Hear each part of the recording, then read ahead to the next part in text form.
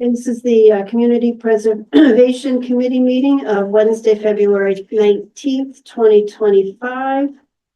We are being recorded, so just a reminder, if you don't want your likeness on TV, then anything you say will be recorded also. We have a few projects to get through tonight and then just some other miscellaneous things. Anyone have any, Mit's not here with minutes. I didn't check for mail. Are there any updates?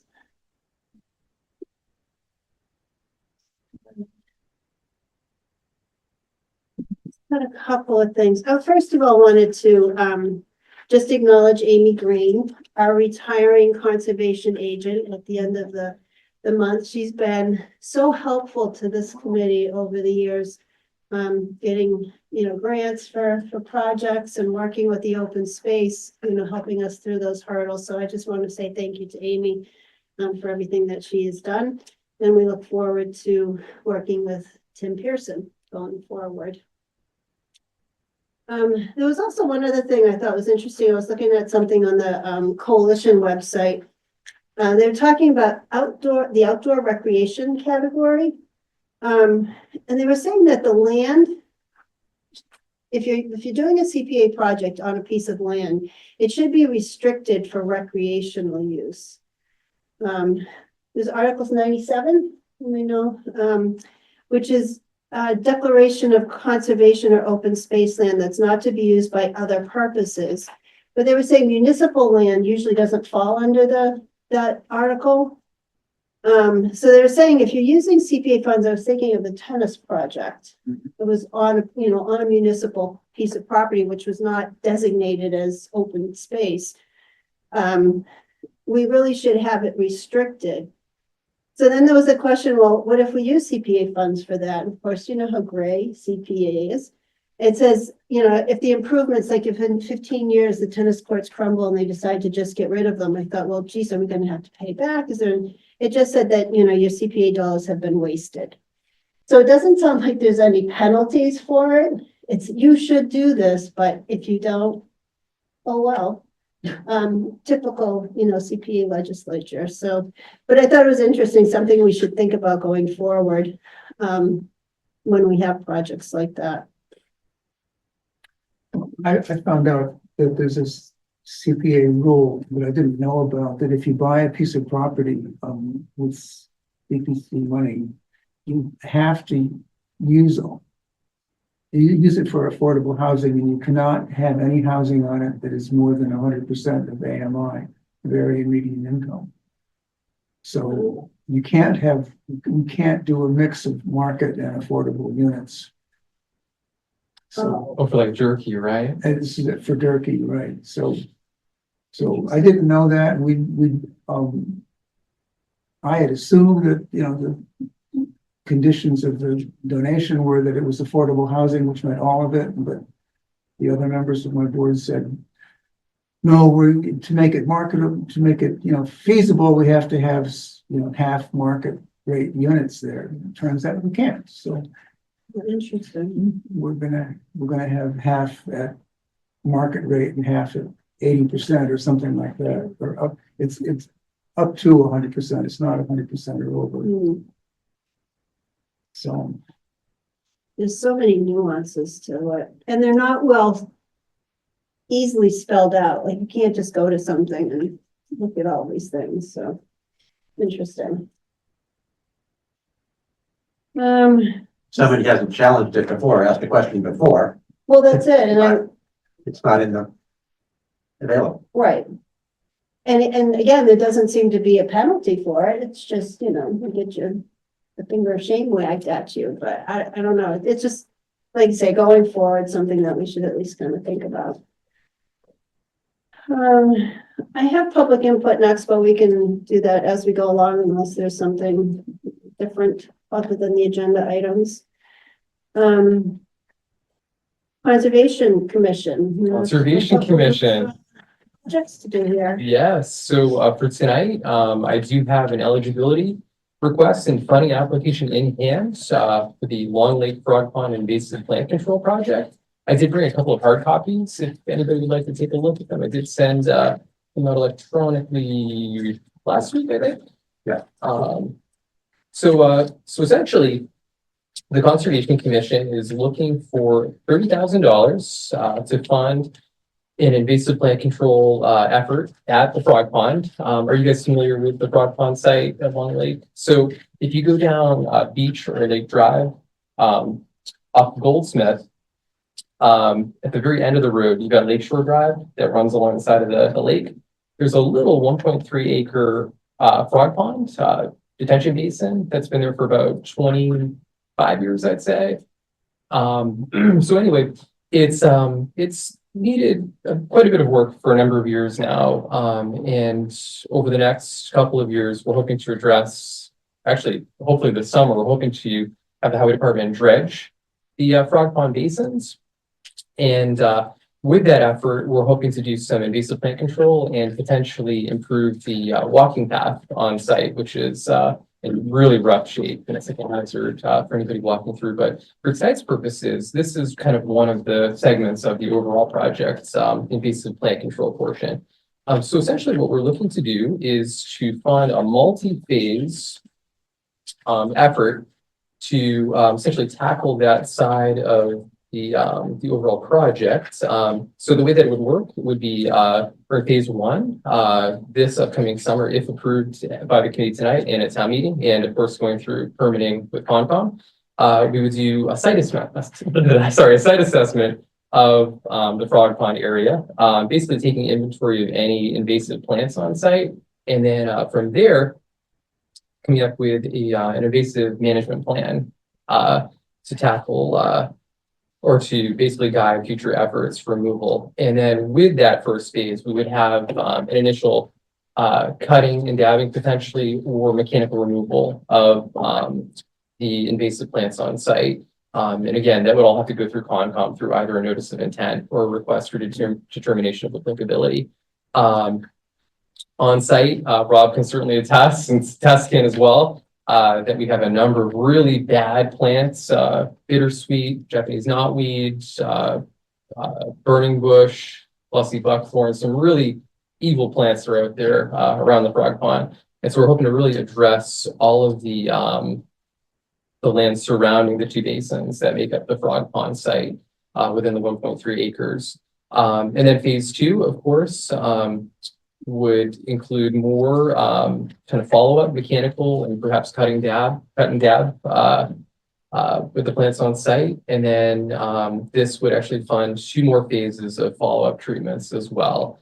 So overall, this is really just aimed to clean up this town-owned property and to get it back in a really great state so that the public can enjoy it and really make good use of it and to improve life for the native plants and wildlife. So yeah, and Tess is here and Rob is here as well from the neighborhood, and we're just really excited to get this moving. And next month, not to jump too far ahead, but I'm hoping, like I said, to bring another project for the walkway portion of the project in. But for tonight, we're just focusing on the invasive plant side. Well, you're lucky you don't have poison ivy on there. Yeah, oh, it's there, it's there. Want to make a bet? It's there. Yeah. Does it count as an invasive? Yeah, No, No, that's a native plant. perfect. And Yeah. and so we do have the endorsement of the Long Lake Neighborhood Association Yeah. as well. So, hello, my name is Tess. I'm on Birch Road and I'm the president of the Long Lake Neighborhood Association. I sent out a request for comment to the group and it was overwhelmingly affirmative and supportive of Andrew's application for funding for this particular project for the invasive vegetation management control. Last year in the spring for our spring cleanup project, LNA brought together 22 people and we took a stab at it, just the community, removing some of the invasives in there, and we had truckloads come out of there. It was unbelievable. So step 1 is kind of done. You can, so you're going to step 2, 3, 4, and 5. Yes, yes. And we are incredibly excited and eager to start this as soon as possible. LLNA has always discussed the state of this particular, the wetland park is what it was called, but Frog Pond is very common use now. And we've been discussing it ever since I joined 5 years ago. So the dredging is welcome, the invasive management is welcome. The walkway needs to be addressed very urgently. People walk there every day, all day, children, dogs, and it's pretty much impassable. It's very dangerous. There's lots of stones that are out of alignment, and if you go, you will notice right away. So we look forward to that also. Yeah, and there was one comment that was mentioned by the people that had been there from the inception. So I'm a new resident, but they have been here for 30 years and were there when it was first created. That they cautioned me to mention that this is an ongoing issue, and the maintenance and the dredging need to have future planning for funding application and the maintenance of the walkway, and of course the invasives and the disposal of the invasive should be included in that. Absolutely. And along with permitting of this particular, and actually all 3 phases of this project, we will have removal included, Excellent. guidance, essentially from the commission on what to do with the invasive plants once they're removed, so that they're not infecting any other areas that they're contained. But yeah, we're really looking forward to getting this going, and the walking path is extremely hazardous. Not to get too far ahead, but taste of next month's meeting. I'll be back. Thank you. Linda, you had some questions? So is this Frog Pond part of Long Lake? It's owned by the Conservation Commission, and it's kind of like it's not part of the lake, but it's part of the lake, if that makes any sense. Because It's water, connected, yeah, water that's Not by open water. not by not open by water, open water. but water that goes into it does eventually go into the lake. I see. So, I guess my question is, if other areas of Long Lake, which are not being treated, mhm. what if those invasive, what if there are invasive plants there? Can they get into this Frog Pond? So luckily, oh, and Rob, did you want to make a quick point before? No, please. So essentially, the invasive plants that we're going to be dealing with this time around are mainly terrestrial, like glossy buckthorn. There is a patch of, oh my gosh, not purple loosestrife. What am I looking for here? My mind is like fried today. It's there. Purple loosestrife and, oh my gosh, Oh, I know what you mean. the other aquatic invasive. It's like what is it? It's Milfoil. not milfoil. It's reedy. Oh, Yes. Phragmites. Phragmites, yes. Oh, we should know that. Yes. There are Phragmites present there, and those could potentially be addressed in this application. They have been on other sites in the town, such as Cloverdale in the past, actually through grant money from this board. So it's all we try to make it a holistic, invasive plant control effort. And this is just a stepping stone of what potentially could be done. I mean, there are invasives throughout the town, and every little bit that we remove certainly helps. But yeah, this is one piece of the puzzle, but an important piece for So sure. if you understand my question is, if you do this treatment Yeah, or clean out the invasive, and then a nearby area of Long Lake has invasives, can that just immediately bring back the invasive to the pond? potentially over time, but that's why we're really going to have a magnifying glass on this site in particular. And I mean, seed banks in the soil from existing plants now and birds, I mean, there are a lot of potential threats spreading when it comes to spreading invasives. So we'll certainly be keeping a keen eye on the site to make sure that. Is that gonna be Conscom or the neighborhood or? So it is a Concom property, and we will be monitoring these phases of work, not only because we will be permitting it, but because, I mean, it is ultimately a Concom property, and we will be partnering with, DPW and the neighborhood association to really keep a close watch and keep the site nice. Well, Rob, did you? Yeah, I just throw it out. I think I saw an earlier draft. Assume it's still the final one, that your proposal has a 2 to 3 year to hit it first year, and then come back and, review it again, et cetera. And I think we who are involved in this believe pretty strongly that when something like this gets done with proper review, you should go searching the area. Fortunately, I envision some of us gathering around and seeing where and what they, take out in order to inspect it and then do the cleanup. There has been, I mean, Tess mentioned last year, but it was the year before that there was a pretty big effort right in the outer area of the frog pond. So, but the reality is, as Andrew said, is that the birds in the seed bank, it's very capable of coming back in, and just a different detail point. The purpose, I think it was 2002 or 2003, was to receive 22% of the storm of all the water that goes in through to Long Lake, to trap it here through a succession of 2 wetland basins that then contain it. And then you dredge that out periodically in order to prevent it from seeping into. I see. Thank you. Thank you, Rob. That was my next question, comment about the DPW, because when it was built, it was promoted as a stormwater control thing with a very nice benefit of the walkway. And then I would say that over years of battling Japanese knotweed, it's tough. You really have to keep at it. Oh, yes. However, across the street from me and the Northern Bank property, there's a huge amount of knotweed that they had a crew come in with something from England, and it worked. I was shocked. Yeah, I mean, they're very innovative now in how they treat it, because, I mean, in England, it's a huge problem. Yeah. I've heard that you actually have to have like something put on your deed if you have it on your property. You can't get a mortgage if you have it on your property. Yeah, it's that serious. But yeah, they're very innovative now, and the techniques of removing it are just incredible. So we're hoping to have that same success here, at the Yeah. Frog Ponds.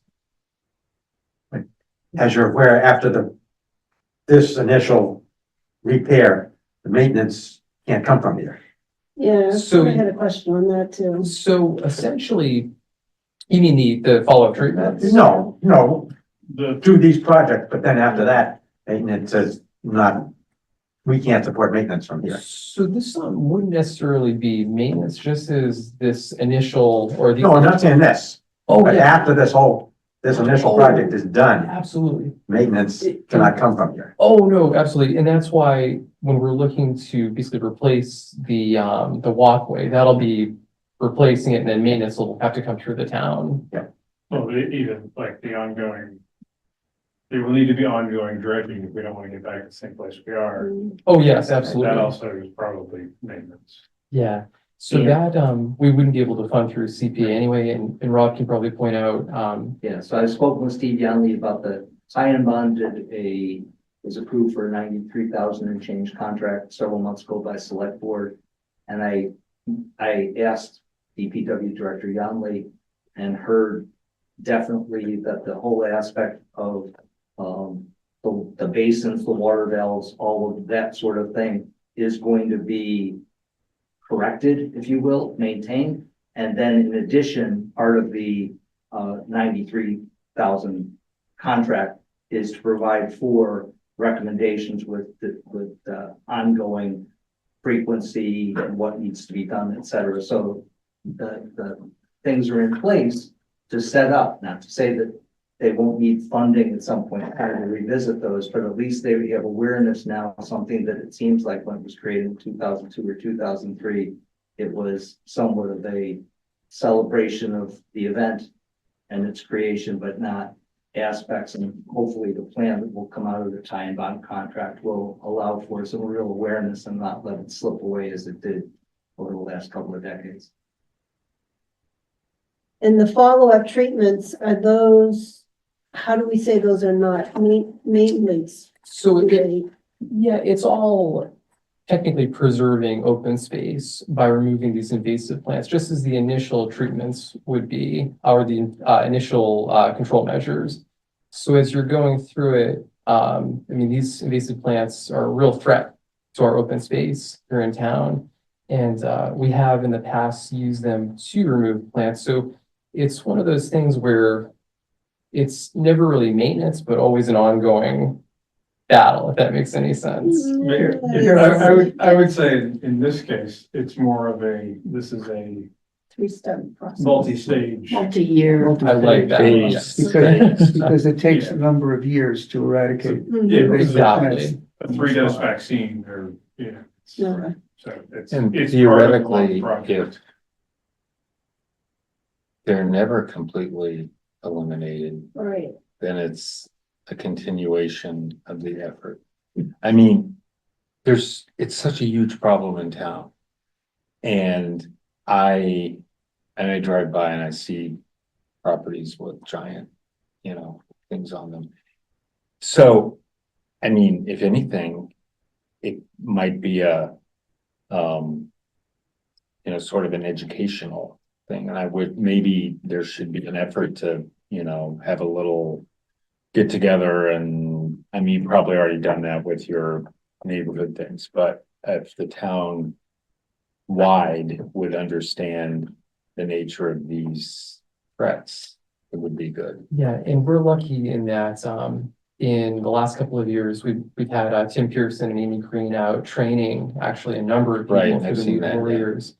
So that's been a really great outreach piece to get people educated and to teach them how to properly address and remove these plants. I'll just throw out that town administrator Jim Duggan, I've spoken for several times, several months, and he's very supportive. I don't know if he was able to get Amy before she's retiring. But things like the transfer station, there's no signage advising, residents, don't bring these things here, et cetera. So that's just one example. The newsletter, there's been several aspects with regard to getting something going with regard to townwide awareness and instruction, if you will, and opportunities, and even basically making reference to weed warriors. And so I think there's identification that it needs to be addressed. Also, there's identification that we need a disposal solution, because right now that is retarding some of the volunteer efforts, because we don't have, like, 2 years ago, I paid $400. I ultimately got reimbursed by LONA, but to bag it, and yet the real solution isn't to bag it and put it into plastic bags and put it in the landfill. We'd like to degrade it, but I can't or won't bring to my property all of these invasives that have the, creation, and just leave them there to become a mucky mess. Can you burn them or no? Sometimes you can, it's just dangerous because certain plants like multiflora rose, the seeds are very hardy and they're good in the ground for 15, 20 years. And if you move them to burn them, you run the risk of knocking the seeds off depending on the season. I mean, if you can get them early enough before they go to seed, sometimes you can get them together and let them dry out on like rocks, and that'll sometimes kill them, but they're resilient. They're invasive for a reason for sure. So the only thing I'm thinking, when we had Clean Lakes in, we were warning them about when does it become maintenance? So if we say, well, this is multi-year, we're gonna have Yes. to, say no to Well, one and not to the other. I think what you said it originally and then Sal picked up on it, this sort of grant is for multi-phase. That's, and don't necessarily tie it to year, Yeah. just say multi-phase. We're trying to, Multi-phase. And the site assessment, who's going to do that? So that would be, so that would actually be the same company that we wind up hiring to complete all of the work. Hmm. So they would do the assessment of the site, see what we have in terms of invasives, terrestrial and perhaps aquatic. And then they would come up with a management plan on what exactly needs to be done on the entire 1.3 acre site surrounding the basins. And then they would begin that initial, control work and then the additional phases. So if you get this money at town meeting, then you go to bid? Or you have So- someone in mind, or? So, we would have to gather quotes and go through the process, and then it would, of course, have to go to, Concom, either through a notice of intent or, request for determination of applicability, just for this one project. And then any other projects like the dredging will have to go through the same, permitting. Ultimately, if we bring a walkway forward and get that, approved at this committee, then town meeting, they'll also have to get permitting through Concom as well. So it'll be it'll have a lot of rings to It'll jump take you a through. while, yeah. But we're really ambitious and we're hoping to get this underway fairly soon. Any other questions for Andrew?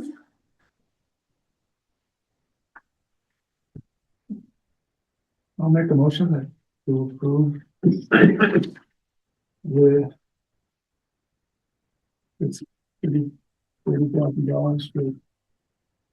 Eligibility first. Eligibility. I second it. Okay, we have a motion by Bartlett and a second by Linda this is for the Frog Pond eligibility request, and we're all in attendance, so all in favor? Aye. Opposed? 7, saying nothing, okay, and then, funding request. The only question I would have on that is, how did you come up with $30,000? So I did get a quote Okay. to basically have all of this performed. I did put a little bit of padding in certain categories, just in case, for like a contingency. And just in case things run over a little bit with permitting, but I think this number should be sufficient. And if need be, if this wasn't enough to complete all the phases, the Conservation Commission would certainly figure out a way to get this done either through grants, other grants, or other private groups that we work with.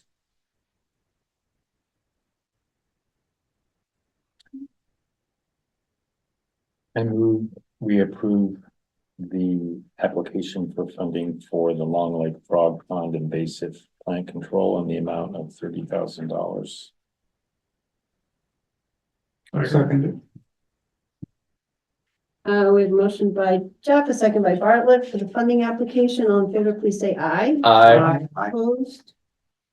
Thank you, All everybody. right. We'll send that on to recommend to town meeting and Perfect. Thank you, Tess. Thank you, Rob. Nice work. Thank you. Linda, if you don't mind, Maren Tindall is on the line to do the Affordable Housing Trust. She had Okay. another meeting, so Sure. I stuck her at the end, but maybe we can jump ahead to that, Maren, if you're all set. Thank you very much. Actually, I'm just here to support Bartlett whenever he's ready to present, so. Are you ready to I have to present? present. This is for the Affordable Housing Rental Assistance for fiscal year 26. Yes. Rental assistance. The Housing Trust has increased both the number of slots or positions that we're willing to support and the amount of the grant each month. We've gone from 15 to 20 possible people on board, and from $250 to $500 a month payable to the landlord. So if we have a full load of people at the $500 a month rate for 12 months, that's where the $120,000 comes from. That is the cost of this project. We have approximately $14,000 left over from the $90,000 that was appropriated a year ago. And that 14,000 is going to be part of the 120,000, which leaves 106,000 that we're asking for. The reasons that we, increased the numbers, we got the message from Elder Human Services that the number of requests for housing assistance has gone up dramatically, both in Littleton and in the region and nationally. Here's the percentages. I have it somewhere. If I recall the discussion at the planning or the Affordable Housing Trust meeting last night, EHS showed a 31% increase in the number of assistance questions for housing. And it's about 20% regionally. So we feel like there's a real possibility that we will be serving 20 or more people during the course of the year. So we feel it's a very successful program. It's kept people in their homes. It's the Elder Human Services does a great job of vetting people. There's a point system. If there are connections to Littleton, the money goes directly to the landlords. So there's no monkey business, and we think it's a great program, and we would like to fund it. Absolutely. So I guess I'm not really sure that there's $106,000 in the housing cookie jar here. But Well, we will be allocating more. we will be at allocating town more. So meeting. if we can, this is a 12-month program. It starts in July. So there's opportunities to get more allocated later. Yeah, I should have gotten some updated balances. Well, we have 20% for community housing, and the revenue that we have is 821,328. So that would cover, Mhm. and we have and then 15% of the state match. Right. So what I'm just saying is if it doesn't all come tonight, then I can go back to the next Well, I think we can fiscal vote it year. all in. We would have to Okay. do from the Right. allocation rather than from the reserve, Okay. but we can. And you have $14,000 to start, Right. and that's proper that you can go from one year to the next. Right. Yeah, Okay. Oh, okay. Here you have reserved for community housing 91,558. okay, so not quite, so we could. As of 1/17/2025. It's before the next. And those before, yeah, I should have gotten that. They might clean out that bucket, Yeah. but, Well, we could,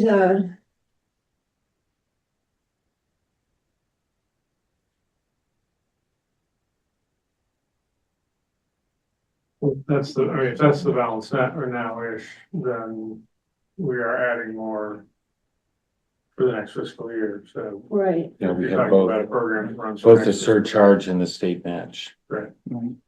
so you'll have We've got the money. significantly more than what you're asking. yeah. I should add that we've I think, helped 35 families in the last, since the program started, and I Wow. think 15 in this current year.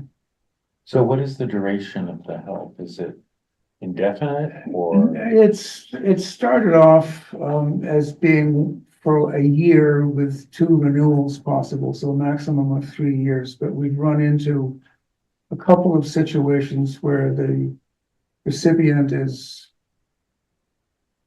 elderly and infirm, and there's really not much prospect or any prospect of them increasing their income.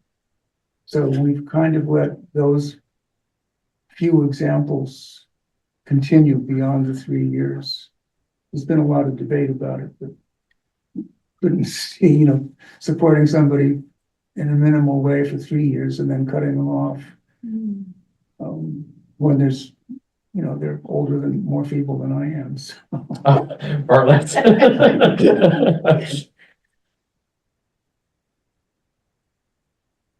And we don't spend the $500 on every single person. There are people from, the trailer park out there where the rents are sometimes less than $500. So then we pay only the exact rental amount. So there's maybe some change left over. Is that the remaining 14, is that from paying less than 500? No, it's from just not having as many, not having a full load of people and people who've gone for part of a year or, that kind of thing. So it's just money that has been there, but we haven't had to spend it.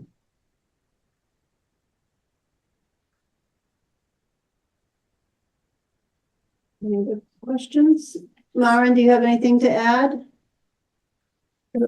Here to answer any questions should you have any. It's a great program. It's helped a lot of people and should definitely keep going. So we have a eligibility request, which I think we've kind of gone over before, But we haven't voted but on we it. haven't voted on this one, no. I'll make a motion to approve the eligibility request for the Affordable Housing Trust rental assistance application for fiscal year 26. Second. We have a motion by Linda, a second by Andrew. All in favor, please say aye. Opposed? Okay, 7-0. And application for funding? I'll make a motion that the committee approve the funding application from the Affordable Housing Trust for the Affordable Housing Trust Rental Assistance Program for FY26. Do we want to say partially from the reserve with the remainder to be applied by the allocation? I think we need to, because the program. Oh, it's already allotted. Yeah, sorry. So yes, I'll just let that stand. From the community housing. Yeah, bucket. from the community housing bucket. Have a second? Second. We have a motion by Andrew, a second by Saul. All in favor, please say aye. Aye. 7-0. Okay, so those are all set. Great. Can I add one more thing? The Housing Trust, the town has gotten a grant from the state to operate a mini grant program for home repairs for aging in place alterations to houses and for repairs that are necessary for saying in the house. And that just started February 1st, and there's a limit of $7,500 per grant. And we've funded the first one this week, so Great. that's a program that we're looking forward to very much. It's not town money, it's state money, but it's we expect that to be very helpful to people. That's great. And that goes through EHS as well. So if someone wants to Yes, apply, they yeah, go it's the through same, all very the- much similar things. Application, EHS vets it, the building commissioner. I mean, they have to get bids from, I think, minimum 3 contractors, and then the building commissioner reviews that, goes in, they work something out together, and he's in charge. The building commissioner monitors construction and approves the payments. So it's a multi, Is this state money or federal money? state. There is no federal money. Well, that's. All right, well, thank you. I guess those were all set. Thank you, Maren. Great, thank you very much. Right. So we can go back to Linda, Historical Commission. We have a couple of funding applications that we had approved eligibility for. I guess I'll do the Durkee one first. As Carolyn just said, I think, last month, this committee approved or recommended the eligibility application, so now we're doing the funding application. So for the Durkee Farmhouse and Barn project, we're looking to hire a historic preservation consultant to assist the Historical Commission develop an RFP and a historic preservation restriction, probably just one. We might need two, but probably just one. The Affordable Housing Trust owns the property, the Durkee property at 260 Foster Street. The focus of the property will be affordable housing, and Bartlett's saying it'll be all affordable housing. Right. And so we've talked preliminarily about having joint affordable housing and historic preservation on the site. I don't know if the town's done this before. I'm not aware of it being done before. So it's kind of exciting. We also don't know how it's going to work exactly. We've done some research. I found an RFP in Westford that's done exactly that. Obviously it's a little different. The site's different, but the RFP was really good, and I've shared it with the Affordable Housing Trust, and we, depending on how we go forward, it may be a useful model for us. We're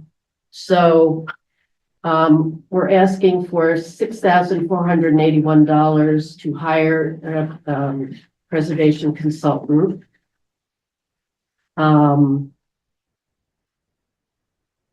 He or she would help the Historical Commission write the RFP. We're sort of starting out looking at the 12 Robinson Road RFP, but there are differences. There will be differences. And the RFP for Westford and for 12 Robinson includes a preservation restriction, which takes a while to develop. Now we've developed one, we know what's involved, but we would like to use the historic preservation consultant to help us write the preservation restriction. So that's what we're looking for. And the application, the CPC application would also include 2 site visits by the consultant and follow-up consultations by the consultant with the Historical Commission, the Affordable Housing Trust, the Select Board, and architects to talk about historic preservation options that are feasible. And we don't know exactly when the buildings were built, but the estimates that we've gotten are the house was built sometime, from American Revolution up to 1825, sometime in that period, and the barn was built in the first half of the 19th century, so before 1850. So there's some age there. The barn is quite interesting structurally, and the house structure is unknown because there's nobody done any, poking holes in the wall to see what's there, or sticking knives in the sill to see how bad they are. But they are old, and I think having some historic preservation is a good idea, and I think it can be done. But I think it'll be like the Robinson House, sort of the surface on one side more than the whole thing. I mean, we're not being. There's some fireplaces that might be saved, and the room layout is, I think, pretty original. But so I don't know how it's going to turn out, but. Was the Western project built? Did they do anything? I haven't called them yet. I haven't seen online that it's been built. They hired a nonprofit group to do it. Mhm.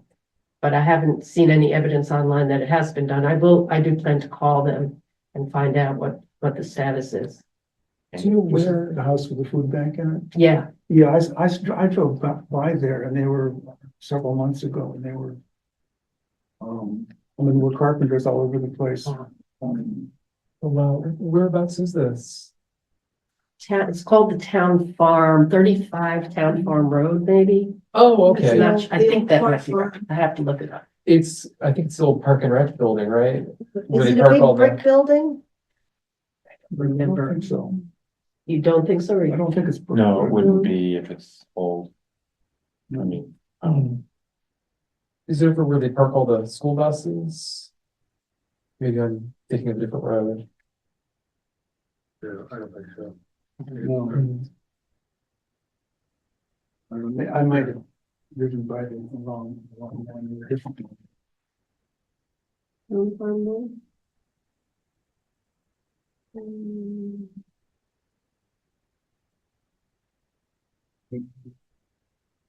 Housing Trust supports the request.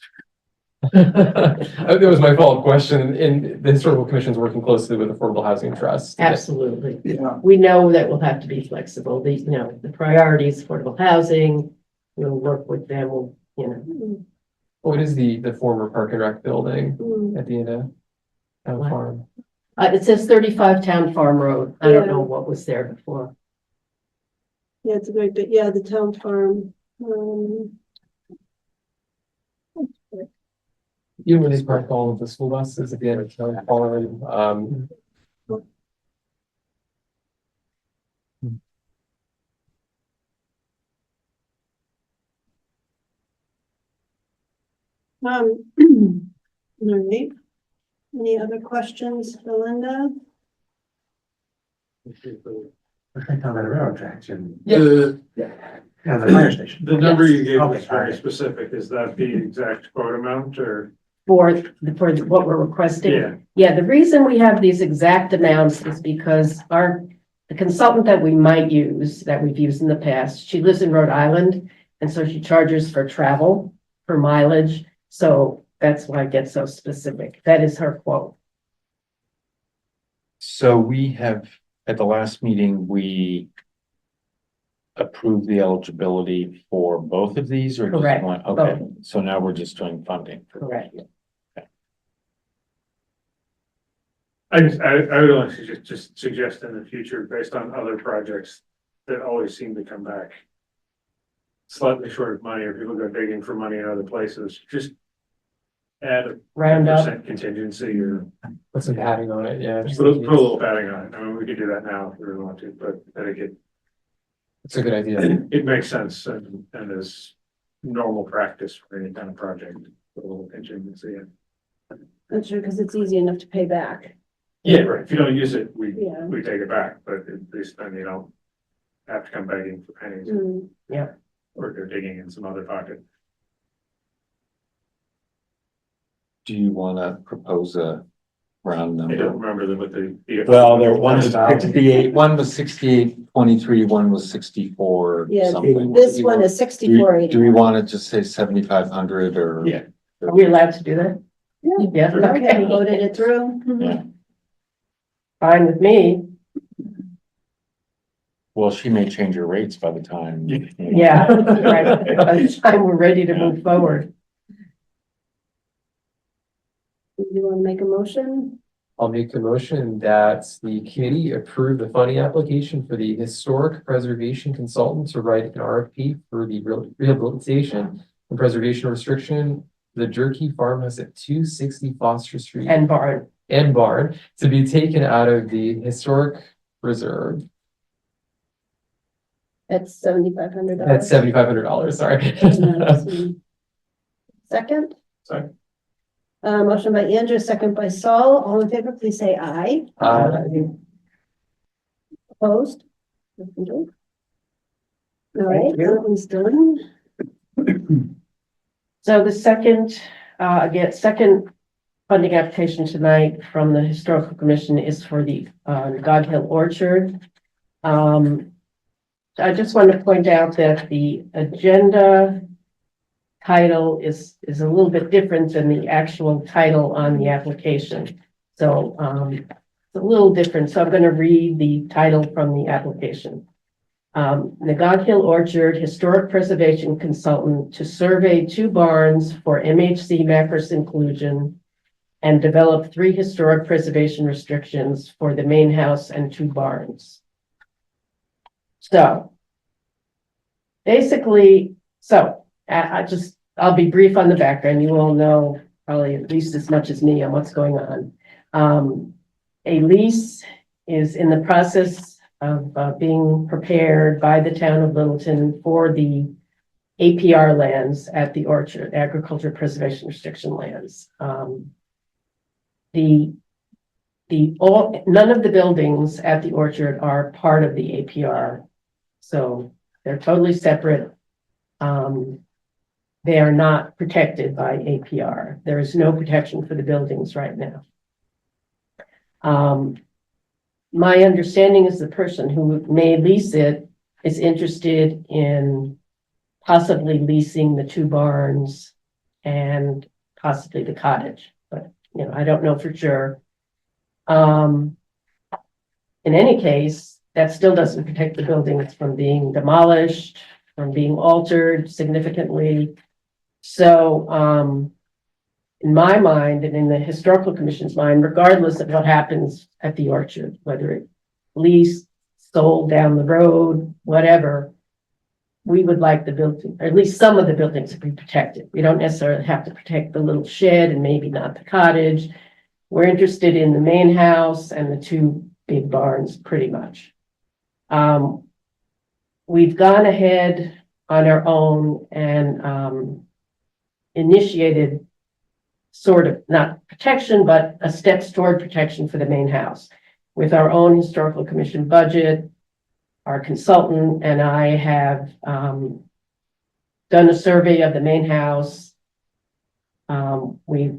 She's researched the history. We didn't go inside because there's some issues on the inside, but she's researched the history of the house. She's done a survey around the exterior of the house for the historic architectural elements, features of the house. We've written up the documentation of that, and we've submitted it to the state Macris database. And so it's in there now. So at least it's there as a historic building. So that's good. We want to do something similar for the 2 barns. We want to survey the barns, have our historic preservation consultant survey the barns, hopefully the exterior and the interior. We would then, she'd research the history. We would submit the documentation into the Macris system, and then it's recorded. The barns would be recorded as historic properties. That's kind of the first step in moving forward for protection. Then the second part of this project would be to also write preservation restrictions for the main house and the barn and the 2 barns that identifies what features, exterior and possibly interior, are of historic significance and what features should be protected going forward.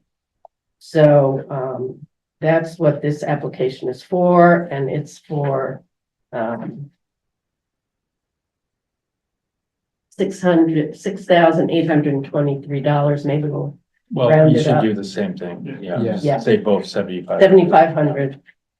Fine with me, 7,500. For a consultant to help the Historical Commission conduct this work. And again, these are the steps involved in getting towards preserving and rehabilitating the buildings themselves. Do you have a guess as to the age of the buildings? We do, oh, yeah, so for the main house, we were surprised. The main house isn't part of this except for the preservation restriction would be with the main house. We thought it would be older, it looks old, the building looks pretty old, but when we started research, I think Carolyn found this information. There was a fire in 1922 and the whole thing burned down. So we believe it's from 1923. Wow. Which is much newer than we thought. We still would like to, move towards preservation. It's a beautiful building. It's part of the landscape. It's part of the landscape, absolutely. It's part of the orchard, but that was a surprise. I mean, Yeah. there's an advantage to, using it if it was built in 1923. Yeah. And the barns. We don't know because we haven't surveyed the barn Sometimes yet. they're a lot less old than, True. because barns were sort of provisional and they rotted and then rebuilt and. True. We don't know. We will know once she does the survey and does the history research. Yeah, the barn, the white barn that's sort of down the hill slightly is really a nice barn. Mhm. The other barn is, not so nice, but it's huge, and it would be interesting to find the history of that and take a look at it architecturally. So I move that we approve the application for funding for the Nagog Hill Orchard Historic Preservation Consultant to survey 2 barns, etc. For in the amount of 7,500 from this historic preservation bucket. Reserved. Second. We have a motion by, Jeff, a second by Andrew. All in favor, please say aye. Opposed? All right. That is done.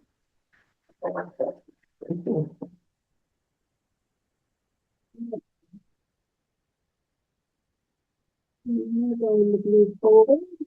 Now let's see. I had the track project, but I have not heard anything about it yet. And the other one is the docks for Long Lake. I'd forgotten about that.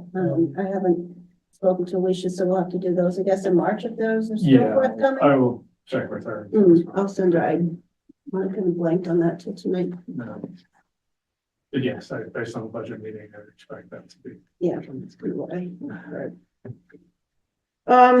So the big thing is the allocation. So this is voting on the percentages for fiscal year 26, which gets, comes from a property tax surcharge for the next year.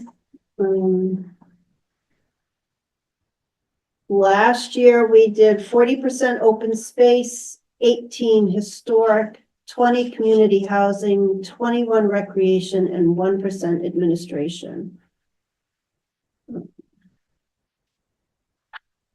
So is it 20% recreation?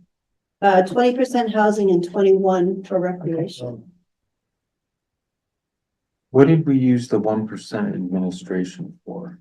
We didn't use it for anything, did we? Coalition dues? Oh, coalition dues, yeah. It's, They're very expensive. these Are they days. really? Yeah. it's 17? It's like $1,700. Yeah. So we have to pay for them to tell us we can't do things. Yes. Actually, we do use them a lot. I've been using him more this year, Yeah. this past year. Yeah, it's really worth it.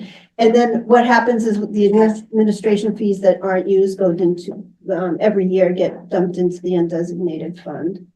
So you're putting it there as kind of a Where does it get put into? undesignated. Oh. So it's kind of like a safety insurance in case we need something to be done. So we were used to do 2% and we knocked it down to 1 because we really haven't needed them. Yeah, in the future, I know a lot of committees are kind of, when it comes to minutes, looking for ways to do them. So that could be, We could, To hire someone to, yeah. Although, shouldn't the town? I mean, it occurs to me that, there's where we have a $3.5 million fund balance. And they're just letting us, do whatever in terms of, I don't know, it seems like there's a town interest in administrative. I mean, I was on the Board of Appeals for years and we would write our own decisions and these were legally binding things filed in the, Registry of Deeds, and here I'm, it's crazy. yeah, and we can also use them like if we want to do due diligence on a property for, in case, if somebody brings a project to us and we're like, yeah, we could always hire someone ourselves. That's what, there's a very finite thing that that you can use for the administrative funds. Due diligence is a good idea, though. Yeah. Probably will come up. Yeah, we should see what other people use it for.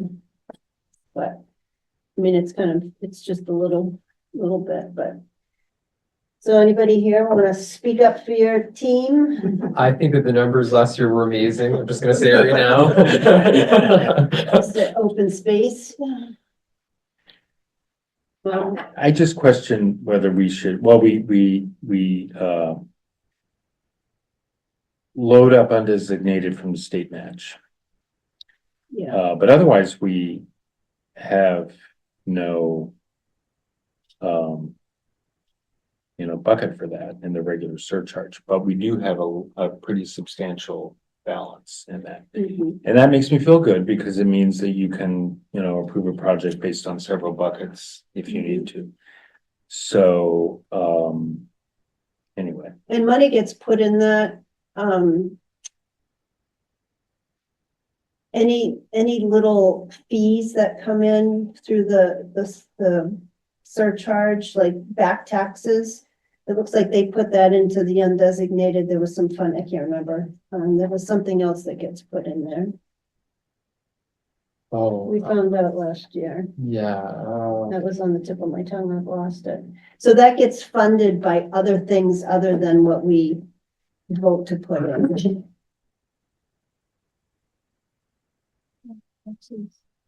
so did we all look at this that Carolyn sent around? When did I send that? I don't know. It says,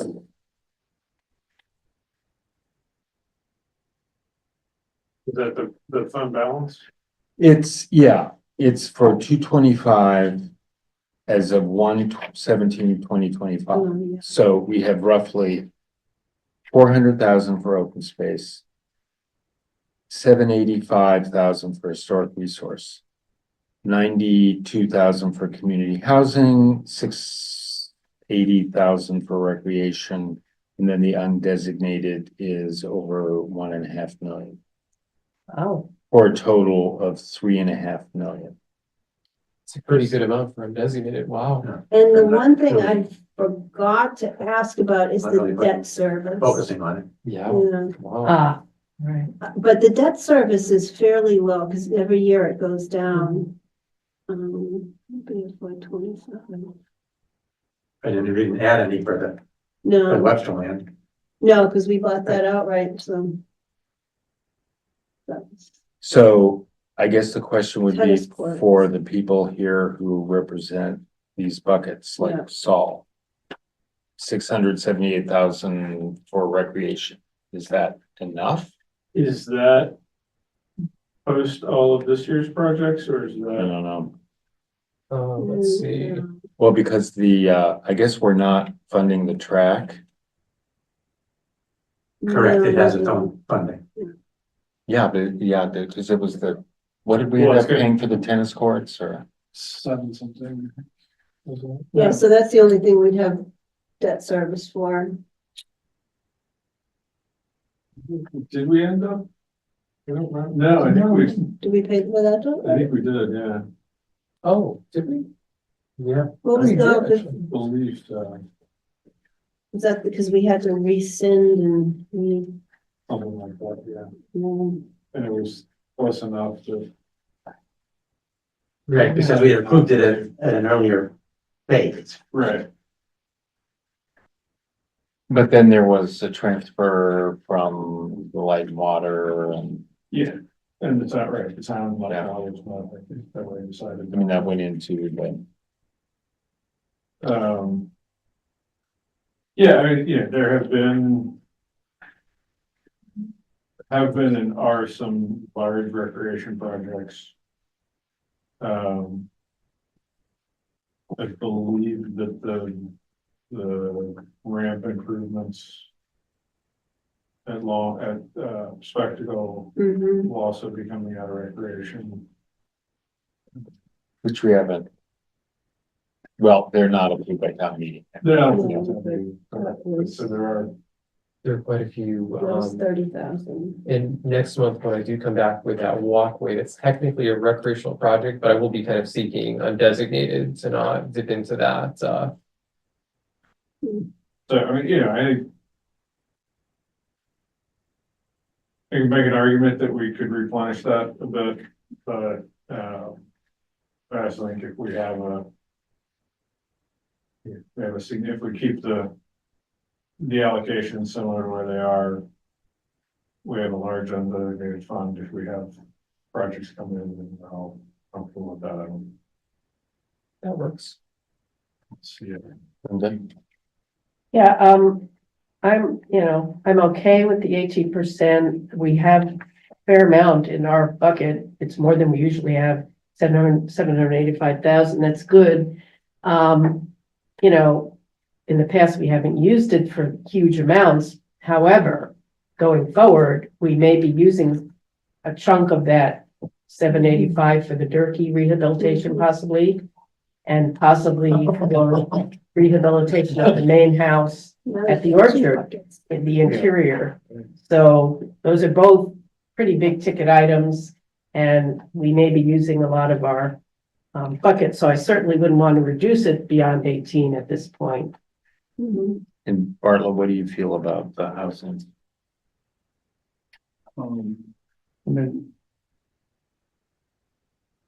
over time, we could always use more, but I'm happy to leave it the way it is for right now. I'm stepping on you, Carol. No, I'm fine, that's good. No, that's all right. And then to advocate for the open space, portion of the bucket, 40%, I think is a pretty healthy amount for us. As we've seen with the Webster property, we bought that outright and did wipe out quite a bit of the reserve. But you never know when the next big land purchase will come up and when the town will be in a position to acquire a piece of property that the townspeople want to preserve. So it's great to kind of build that up and to really have that ready to go if a property does appear. Because unfortunately, in the land business, it's reactive for the most Right. part. And yeah, to have that healthy amount, I think would be really key in the future. And the state match, you feel about the same? I mean, that's, like we say, we've been putting a quarter of it into undesignated, which really helps. And the state match is getting smaller and smaller. Right, Yeah. yeah, The- it's 150,000. Right. But we're, with the finance committee putting money in there Right. above and beyond the surcharge, we're getting a Yeah. larger total back, not percentage wise. Yeah, It's getting blended. Yeah. yeah, because when I saw that surcharge of 821, I thought that can't be right, but they really still seems, they doubled, right? Because they matched us 1%, so. I like Oh. I like also- the idea that our undesignated is so high because we can all use that. Yeah. Yeah. It really gives us more flexibility. Yeah, And So, that's why a lot of towns dump a lot more into that, but we've always kind of had the philosophy of allocating. I like the fact that each of our categories have that money that we can point to and say, okay, for historic, if we really need it, it's right there. Communities that tend to put it all in undesignated, it's like a fight over the money at that point. You don't have that security. So I think it's good the way that we do it in dividing it, but at the same time, having that large undesignated reserve. So if, recreation or historic or any, category needs additional funding, it's at the ready. So. Mhm. Just a separate question, Len. You said or implied that the town would possibly be renovating the Turkey house and possibly the Nagog house. And then who would benefit from that? I mean, who's gonna live there or? well, right. I mean, we wouldn't put money in until we knew Okay, what, just wondering. how that would work To out. make sure. I mean, maybe we'd renovate, Durkee, we know the story. It's gonna be affordable housing or, but maybe the house It will sold. We don't know. benefit the affordable housing in some way. That's Right, correct. I mean, the So house, we'll, the house may get sold separately just because that would make it easier to deal with as a project. But that was purchased with CPC money, so it has to stay affordable. okay. So we just have to find somebody with no income and $1 million to spend on restoring the house. Oh, wow. And be elderly. And be- But right. Easy, no problem. So, but for the orchard, we would have conversations with the select board and figure it, what's what. Since that is a town property. It is a town property, correct? So, depends what the town would want to do with it, lease it, sell it. It can't, my understanding is it can't be sold or possibly even leased. I don't know. No, it in can't condition- be, it can't be leased in the conditions that. But it could be sold. Could be sold. Right. So we would have discussion with the select board and see what they would like to do with it. I guess, yeah, if the town wants to keep it and lease it, then the town will have to renovate it. Hmm. If the town wants to sell it, it probably makes more sense to sell it as is, put your historical restriction on it and let somebody else figure it out. Right, Yeah. right.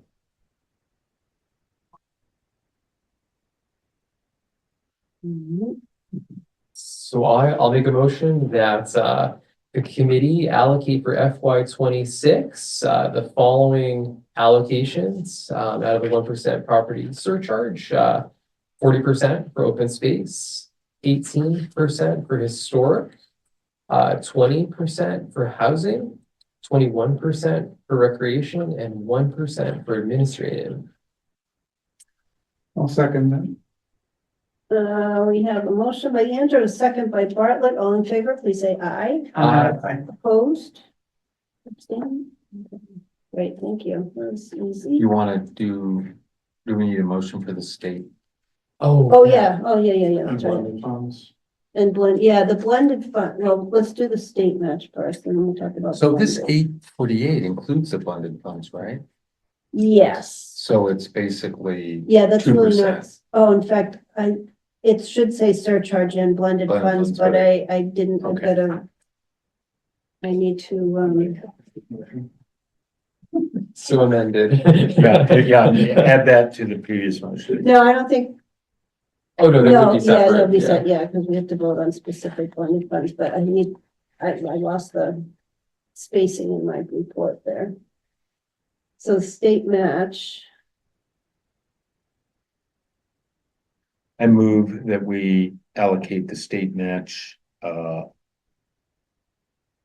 open space 30%, historic 15%, community housing 15%, recreation 15%, administration 0, and undesignated 25%.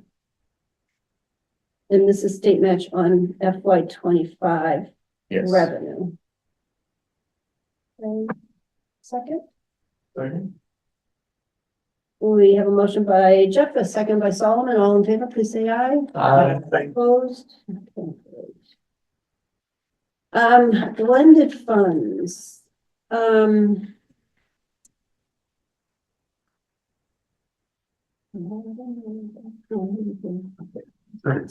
There's a couple of different places it's coming from. So they're going to be giving us in total $441,846, which is based on the 1% that came in last year. That's how they came up with that.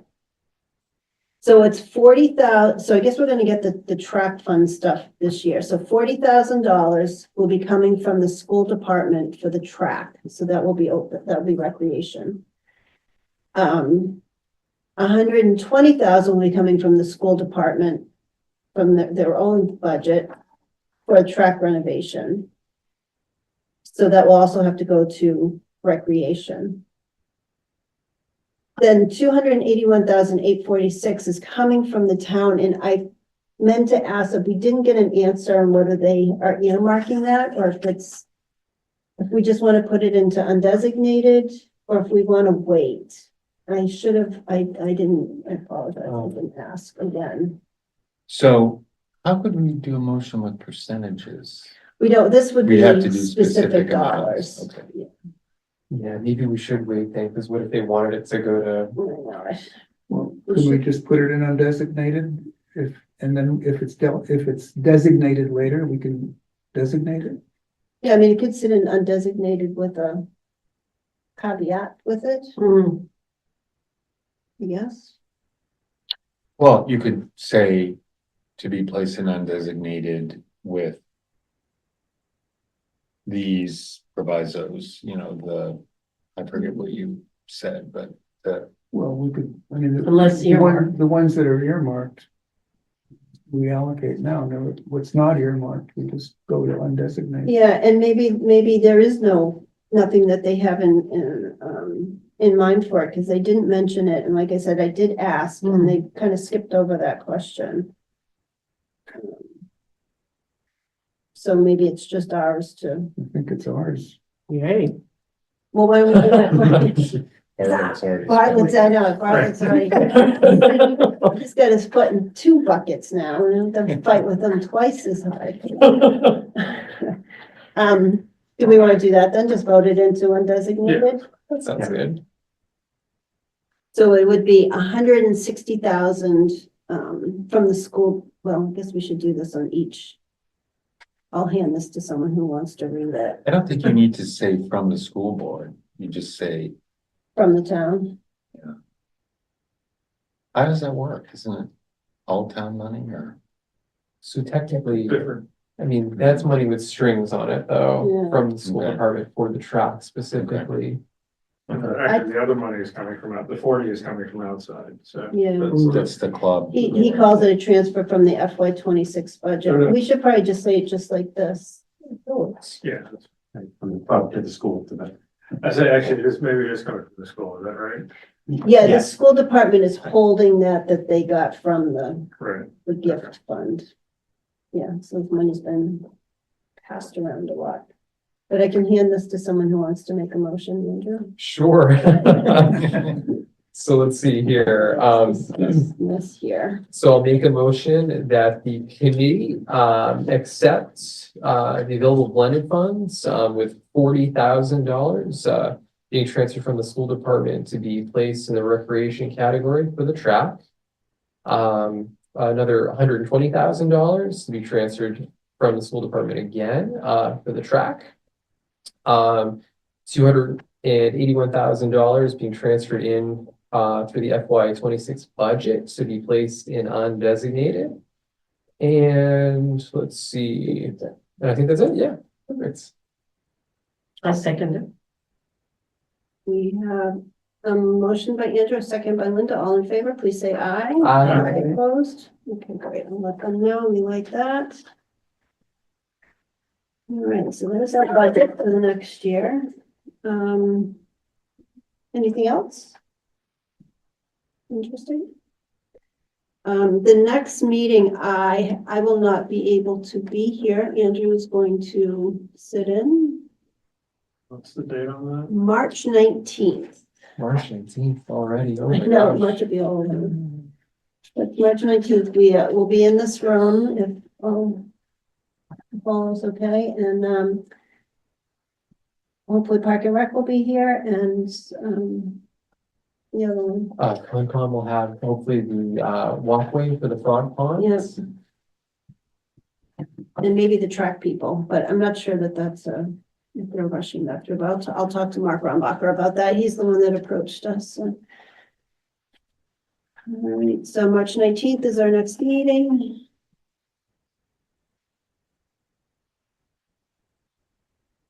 Anything else before we? I move, we adjourn. I second that. We have a motion to adjourn. All in favor, please say aye. Aye. Opposed? All right. Thank you, everyone. Thank you, Mary.